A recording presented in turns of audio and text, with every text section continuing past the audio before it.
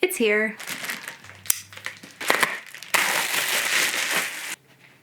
And it's beautiful.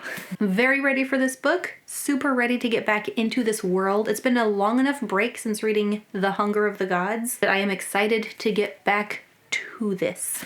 As a reading vlog, this is going to have all the spoilers for all 3 books. So beware going into this, and especially right at the beginning, because I am going to start, hopefully, by finding out about what happened to Orca. What a horrible cliffhanger at the end of that. The only good thing for me is that I didn't read The Hunger of the Gods when it first came out, so I haven't been waiting for this for as long as some people.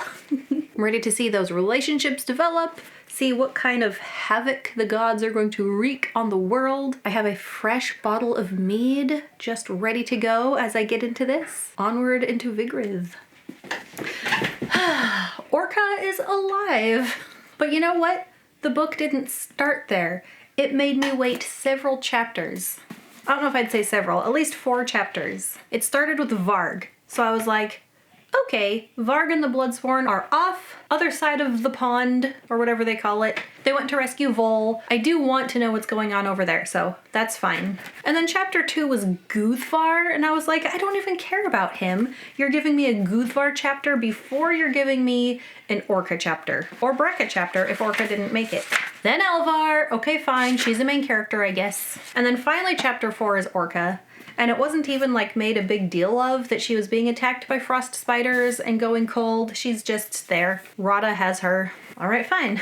So I apologize for not sitting down sooner to record shorter bits. I'm already to page 128, but you know, when I have some extra time, I just find that I want to pick up my book and read instead of filming. So I'll start with Varg since the book did. At the very beginning, Varg was looking for a Seether witch or someone who could perform the Akal for him, the magical thing where he could see what happened to his sister, who killed her, so he could go get vengeance.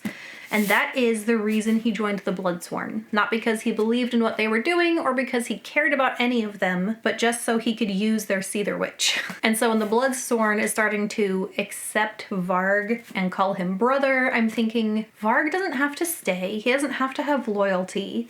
At some point, he could be a betrayer to the Bloodsworn. But now at this point, after everything they've been through, and now, at the beginning of this story, Varg has gotten what he wanted. He gotten what he joined the Bloodsworn for, he got his Akal, but leaving, now that he got what he wanted, did not even cross his mind. He wasn't like, oh, finally, I can get out of here. Not even a thought. The thought did not even enter his thought cage. He has so come to rely on the other members of the Bloodsworn as his brothers and sisters.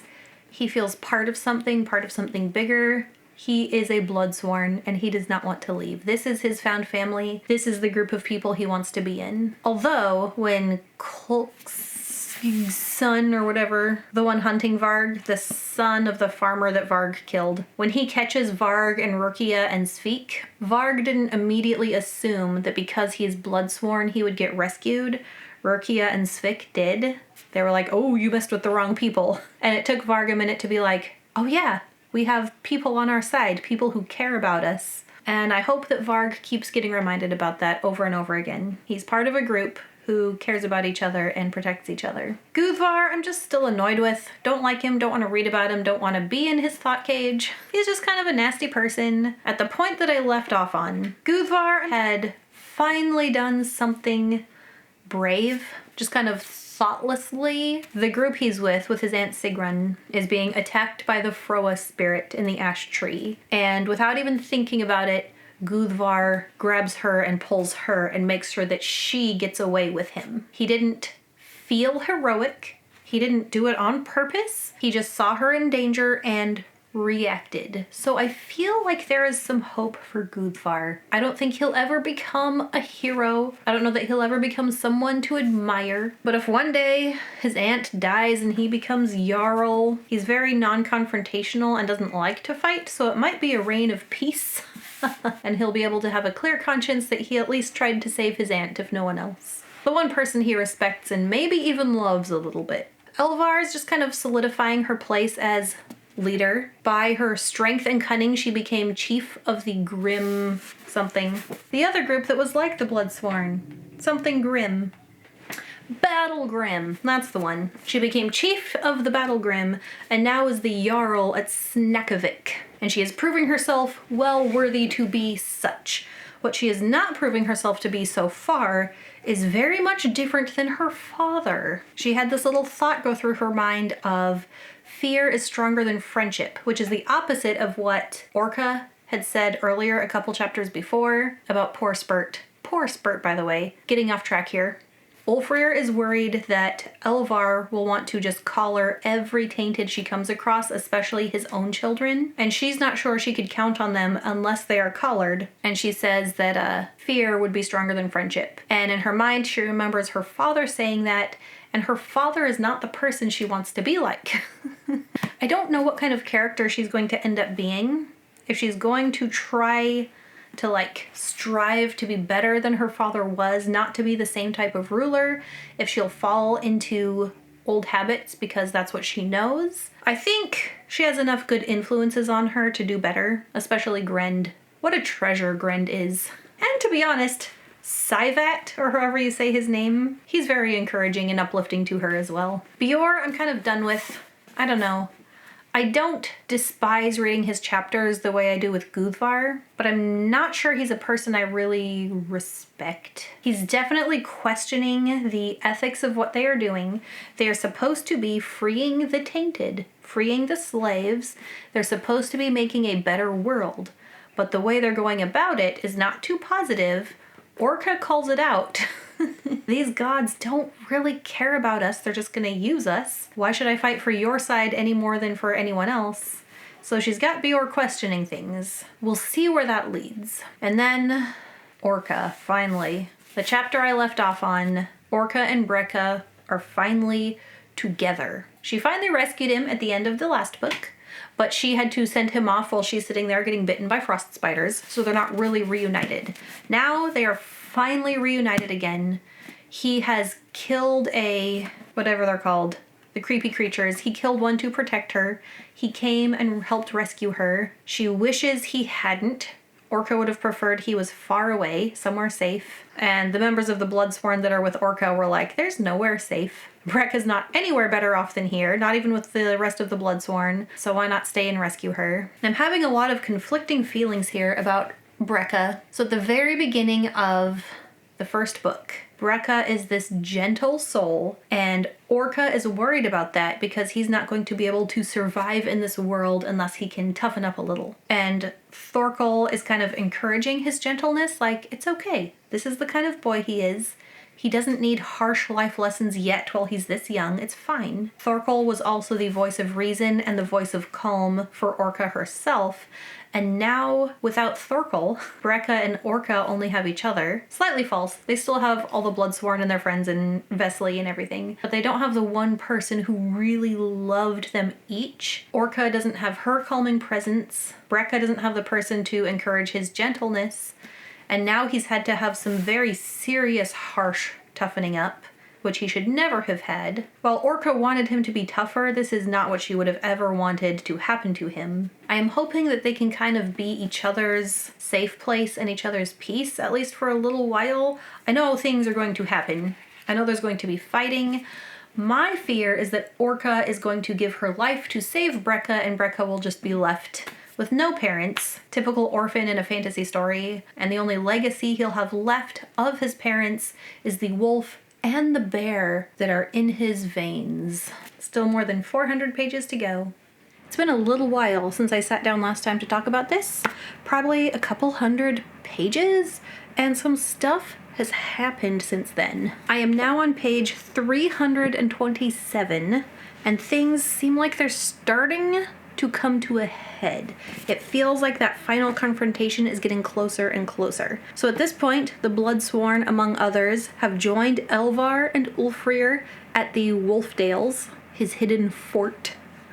And Likrifa and her group are just a couple days away. Elvar has been sending her team on little raids against Likrifa's group, like just small hit and run things, but it's coming closer and it feels imminent. Altogether, there are 200 pages left, and in the scope of all 3 of these books, that's not that much, especially since these 3 books together have felt like one long story divided at kind of arbitrary places. So if you take all 3 of those books together and treat it like a 15 to 1800 page story, this last couple hundred pages is the end. This is where it all wraps up and concludes, and I'm not ready. I mean, I'm ready because I want to know what happens, but it feels so soon. So, let's talk some of the deeper things that have happened. Elvar, I am not super happy with right now. I feel like she is going downhill morality-wise. She wanted so badly to not be like her father, and she's just following in his footsteps. She is the opposite side from the dragon, and I'm not sure if she has a real strong moral standing to like stand firm on, except that she's saving Vigrid from Likrifa, the dragon. Likrifa at least has wanting to free the tainted thralls for people to rally around. Elvar doesn't even have that. She does not want to free tainted. She doesn't think she can trust them. That's not what she's after. I feel like if she still wants people to stay faithful to her and rally around her and fight the dragon and the dragon's army, she's going to have to do more for them. Even though Likrifa's like rallying call is free the tainted, the people who have seen what her side has done can see that it's not all like good, happy, whatever. They can see that evil has been done on her side as well. I just read the part where Varg was talking with Svik and Rukia, and he's like, what if we just change it all? And they're like, what? Free the tainted and thrall everyone else instead? And he's like, no. What if no one is thralled? And what if we just pay people to do stuff? And they all look at him like he's crazy. What is this, some utopian world where people get paid to work? Oh my gosh. Anyway, I was talking about Elvar. She is feeling super betrayed by Grend. And I will say, at the end of that chapter where they bring Grend back and it is revealed that Grend is tainted, he has Hundor the Hound in his veins. I was surprised by that. I did not see that coming. And that has been really, really hard for Elvar. And that relationship might be what turns her to maybe free thralls by the end. Fingers crossed. Grend has not changed how he feels about Elvar. He is the same as he always was. Elvar is the one who has changed, who sees the relationship from a different point of view now. She did seem weirdly hopeful when she asked Grend, are you my father? I don't know what she would have done with that information, knowing that he's tainted and he supposedly betrayed her, whatever, lied to her all this time. But she seemed a little desperate to not see herself as Jarl Stor's daughter, and she would have grasped at that if she could have. And Grend is like, I did always see you as a daughter. I was more a father to you than he ever was. I think she's gonna have a lot more emotional wrestling to do before the end. Let's talk Orca and Brekka next. I love that they are finally together. I love how Orca's teaching him to fight. She is holding him back a little bit. I think if Brekka were allowed, he would just fully throw himself into the Bloodsworn life, and she's not quite ready for that. She left originally to protect him and to keep him out of the Bloodsworn. She doesn't just want to say, oh, well, we're back now, here you go. Here's the life I was keeping you from. It was a little poignant to me when Svik is like, still a little accusatory. I felt like your son and you left me. And for Orca, as much as she may have loved Svik and the others, she left for her and Thorkel's son. Brekka is her son. I think Orca feels happy to be back. I don't know if I'd say the word happy. She has not seemed happy this whole book. But it feels right. She feels like she's back in the place she was supposed to have been all this time. I am still worried that Orca is going to die by the end. I'm worried she's going to still give her life. She's saved Brekka, so she could leave if she wanted, but she still wants vengeance for Thorkel, and I'm worried that she'll die getting that vengeance, and then Brekka will be just stereotypical fantasy orphan. If that happens, I don't know if I hope that he'll pursue a peaceful life, or if I hope that he will join the Bloodsworn, like his father and mother before him. I'm not sure what to hope for there. I mean, I hope that Orca lives. That's what I hope for. I don't know if I hope for them to rejoin the Bloodsworn. And since we're speaking of the Bloodsworn, let's talk about Varg. He had his chance to get what he needed and leave. He got his Akal, but he has at this point proven himself, been accepted as not just an honorary Bloodsworn, we'll see. He is now one of them. He's done the ceremony, his blood has been shed, splattered on his shield.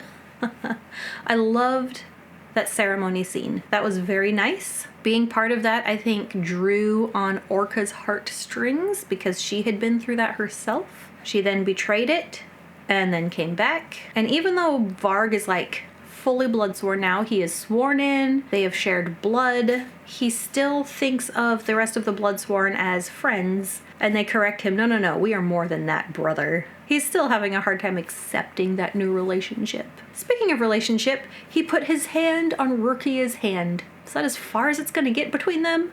To be fair, Einar also put his hand on their hands. There are so many people that want to kill each other. So many people out for vengeance.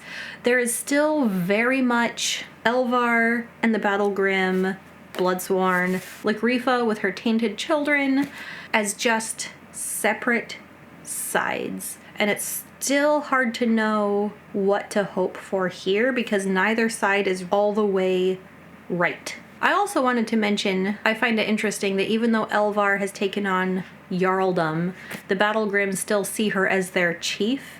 And so even though she's being followed by her father's, now her, Berserkiers, Saivat always wants one of the Battlegrim with Elvar at all times. She is still their chief. They are still Battlegrim. They still have that brotherhood, sisterhood, siblinghood. And so it's like this little subdivision within her army. And Guthvar. I am a little upset that it feels like John Gwynne now wants me to sympathize with Guthvar and root for him a little bit. So I had felt like originally Guthvar was just there for contrast. He is the coward. We have all these brave and strong characters. They need someone to seem brave and strong compared to this other character. But now it's like, for one, Guthvar finally did something brave. He pulled his Aunt Sigrun back when she was getting attacked. And he and his aunt are having these conversations like, I'm so afraid all the time. And she's like, yeah, we all are. You can't be brave unless you're afraid first. It's not about feeling afraid, it's about what you do with your fear. And he's like, hearing him admire his aunt and like constantly questioning himself. I feel a little bit drawn in to seeing his redemption arc and seeing him be brave finally and like find his courage and maybe do something heroic. I didn't want to feel that way about him. I had already decided not to like him and I wanted to continue not liking him. And now I'm worried that he is going to find his courage just in time to get killed by Leaf, however you say that guy's name. I also don't know whether I hope that Ulfrir gets his vengeance on Elvar for collaring him or not. I'm not really sure what I hope for from like each character. I know there's going to be a bloodbath. I know some main characters will die. That's just how this guy writes stories. Also, they have moved out of Snakavik, and we have this picture of Snaka, and we know that they have the technology, the magic, to raise dead gods. So when is this gonna happen? How's that gonna affect things? Are any gods going to survive this time? I don't know. 200 pages to go to see what happens. I don't know if I'll film again before the end or not. I hope so, but I know a lot is gonna happen in these last 200 pages. I feel like saying, finally! I feel almost relieved. So I'm only a few chapters past where I left off last time. I'm on page 374. The thing that has me saying finally is Elvar. I was feeling so disappointed in her character, in the path she was choosing to follow, not wanting to follow in her father's footsteps, and then following in them anyway, the way she's handling Grend. And then I got to the chapter where she frees all the thralls, all the tainted. Actually, I don't know if it says she frees every thrall. I don't know if they had untainted thralls. Anyway, At first, I felt a little sarcastic about it because I was like, oh, she's only doing this because her brother got away, and if she dies, her brother gets all her thralls. But I think that was just like the tipping point, the last straw, the thing that finally pushed her to do the thing that she had been wanting to do anyway, especially since finding out about Grend. It also sets up the story better, I think, or at least their side, because Lagrifa's side, that was like their rallying call. Freedom for the thralled tainted. And that was something that Elvar was having to deal with, was why would any tainted be on her side? Why would she free her tainted if they're all just gonna run over to Lagrifa's side? She has to offer them something better. She has to trust them. And so that whole thing with Ulfrir saying, we need to start to trust each other. She's taking that to heart and she's putting a lot of trust in him. Not unconditional trust. She has him swear the Bloodsworn, the blood oath, however you say that. Bloodsworn, the magical oath. She does have him do that. So she doesn't just give him implicit trust. She has him put his blood in. And then I love the ceremony of unlock the collar and say, I see you. Super short, but super meaningful. It's like saying you are not just a slave now, you are a person and I see you. I love that. And then also because of the type of person I am and the type of story I like to read, I feel like there's finally a little more clearly drawn lines between the good side and the bad side. Because even though Lagrifa said that she wanted to free the tainted thralls, from Orca's perspective, Orca's like, no, you're still bad. You're still doing bad things. I am not joining you. So now we have Elvar on this side and Lagrifa on this side, who both are saying that the tainted can have freedom and have a new life with them. So who will they fight for? I don't know that I'll say Elvar or Ulfrir are good guys. I don't think that's the point of this story, but I feel more free to root for them now. So that made me happy. And then also I just read a chapter from Guthvar's point of view and he's like watching in admiration all the people he considers to be brave. So I think this is leading up to Guthvar doing something brave. He's going to find his courage at some point, either just in time to get killed himself or to watch the one person he cares about besides himself, his Aunt Sigrun, she might die. Or the way he finds his courage is protecting her because she's the only other person he cares about. So we'll see. Less than 200 pages to go. That was an ending. I have finished The Fury of the Gods. Whew. I will save some of what I have to say about like the mechanics and world stuff for the review, because for this I want to talk about all the spoilers, such as Elvar dying. Okay, so when you read John Gwynne, you know some characters will die. You know some main characters will die. I knew to expect that, but I wasn't expecting it to be Elvar. I don't know. I guess I should have. She had gotten herself just important enough. I had just started really liking her again. I loved the whole like Elvar and Ulfrir learning to trust each other, the way she freed him, freed all the thralls, finally made up with Grend. In the end, Elvar got what she wanted. She had been telling herself over and over, I am not my father. She had had some other people tell her, almost like surprised when she acted different, you're not like your father. And I think sometimes she felt like she really had to prove that she's not her father. She wanted gold and fame, which she got. She wanted to live on in songs, which she is going to get. Her name will live forever as the person who changed Vigrid because she freed all the tainted thralls. But man, what a way to get what you wanted, huh? As far as the other characters who died, there was a lot leading up to it. I am not surprised about Bjorn and Guthvar. I felt like we followed them for a long ways just to end like that. I don't feel like there was enough character growth for either of them. I would have liked more to happen with Bjor at the end. As far as Guthvar, I felt like maybe he was being built up to have some kind of redemption, learn to be a better person. He then thinks he's going to save his aunt, but then actually just leaves her there and starts walking off without her, and then meets his end. Which I had a feeling that was going to happen. And there were just so many personal grudge matches at the end. Okay. I felt like the ending was messy. I felt like there was a lot of things being led up to a certain conclusion, and a lot of things fell a little flat. For one, what was the point of the Izkadan invasion?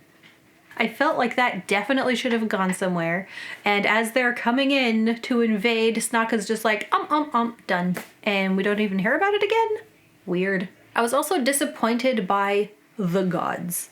I will not be able to go into much detail when I review this because I'll want it to be spoiler free. I feel like the entire premise of the God War, and then each book, one of the gods is brought back. And then as soon as the god is brought back, they transform into their human form. Little unexciting. Necessary to show them having a human form, otherwise how do the people of Vidgrid have the blood of gods in their veins? And then Snaka coming back was so anticlimactic. I understand that the other characters wanted his heart. I understand that that's why they brought him back, but it was like he came back, ate some Izkadanians, and that whole scene with Likrifa and Rata and Snaka was so like emotionally up and down. Like, oh no, Likrifa and Rata are not going to be able to do what they wanted because Snaka will now be in charge. But no, now they're poisoning Snaka. But no, now he's defeating the poison. Just kidding, now he's dead after all. Super weird. And the battle at the end was odd. I felt like we were coming up to the final battle, but it wasn't. They go separate ways. Then they come together again. It just felt like there were so many things going on trying to come together at the end. It felt like the author got to the end and was just like, I am emotionally done writing this, done. Which I do not blame him for at all. I am amazed that he wrote it during the hardest time in his life. I am happy and grateful and thankful to have gotten this book. So the end being messy, I felt like it could have been far worse. And I still would have been okay with it. But as far as like the messy, chaotic ending, it was only like this back little bit, last third or quarter or whatever. So I felt like we needed a little more wrap up of certain characters. Grend, like what did the Battlegrim do now that Elvar's not there? What is Ulfrir's plan? Is he in charge now?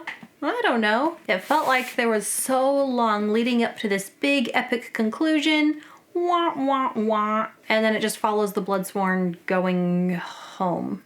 That was an emotional scene for me. That is where I cried. To be fair, I stayed up way too late and was trying to finish off the mead that I bought to read with this. But when they got home and they are bringing Spurt home, they are bringing Glornir to be buried by his brother, and Brekka's like, we're home. They're home, but Thorkel is still not there. Orca got her vengeance. That was just really rough. I will say, the one thing I really cared about for the whole series was Orca rescuing Brekka, and they both live and they both make it back. That happened. So despite anything else, I got what I wanted at the end. The mom and her son make it home safely. It ends with the Bloodsworn deciding that maybe they should have a home base, a place to settle in, have children if they want. But as a group, they can still be the Bloodsworn group of mercenaries, the band of brothers that goes out, takes jobs, does what they do best. There was actually one other thing I was hoping would happen, and that was Varg and Rukia having something happen between them.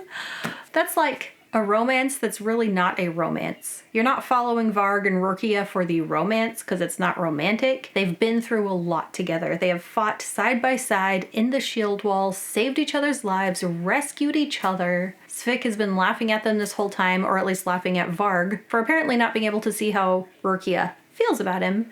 And then finally she's just like, I choose you. Oh, you thought I liked women? No, it's you.